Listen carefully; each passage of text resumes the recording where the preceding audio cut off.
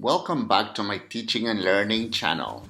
This is another teaching strategy in less than 5 minutes. The strategy that I would like to share today is a modification of an information gap activity. In this activity, students practice their listening skills, they exchange concrete information, and they draw conclusions.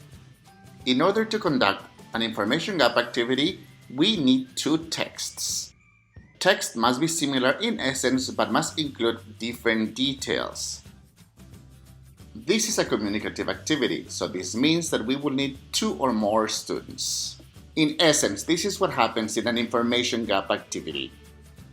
Each student has a text and each student has a series of questions. However, these questions are not about the text that they are reading. This means that student A will ask questions to student B about her text. And this means that student B will ask questions to student A about his text. I appreciate this activity because of the high level of participation that it promotes, because of the shared responsibility that students experience, and because it helps the students make meaning collaboratively. The goal of this activity is for students to practice their reading skills and to communicate ideas effectively. These are the resources that you will need to do this modified activity. You will need 3 texts. The texts that we will use need to have an identifiable text type, an identifiable purpose of communication. They must have the same structure, and they have to use relevant vocabulary in context. In this worksheet, there will be a series of questions about the texts that students read. Because the texts have the same structure and use the vocabulary in a similar context, students should be able to first answer the questions about their text and then ask the questions to their peers and write their answers. Once they have asked the 3 peers the questions in the left column, then students should be able to observe the patterns in the answers. And by observing these patterns, they will find conceptual relationships. This work demonstrates a classroom in which the activity was conducted. The resources that students are reading are on their screens.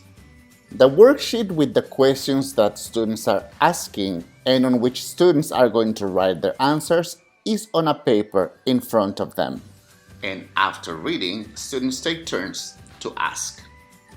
To conclude the activity, we have to ask students key factual questions about the content of the text.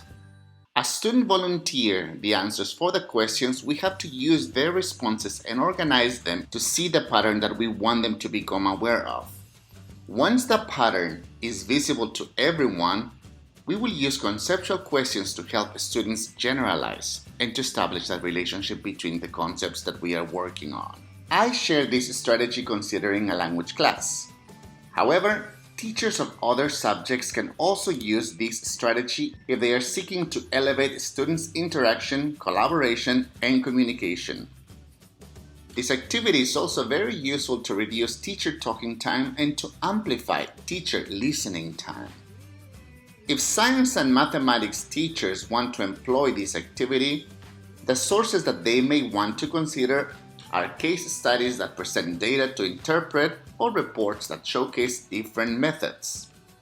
Arts or language teachers can use any type of artwork, and PE teachers, art teachers, or science teachers can use recording of different type of performances for students to evaluate what they see.